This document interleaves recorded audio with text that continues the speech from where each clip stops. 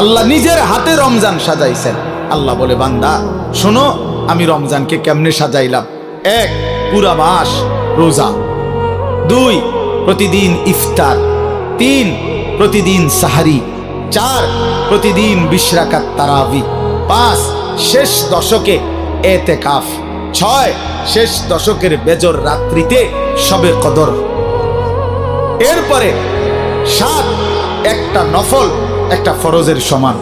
8, একটা ফরজ 70টা ফরজের সমান। 9, প্রথম দশক রহমত।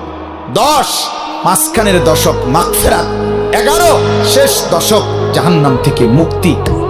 আল্লাহ বলেন, জান্নাতের দরজা খুলে দিলাম, জাহান্নামের দরজা বন্ধ করে দিলাম, সমস্ত শয়তানগুলোকে শেকলে বন্দী করে দিলাম, চারিদিক দিয়া গোলাইয়া সব গুছাইয়া বান্দা রাস্তা কেবল একটাই খোলা, দরজা কেবল একটাই খোলা।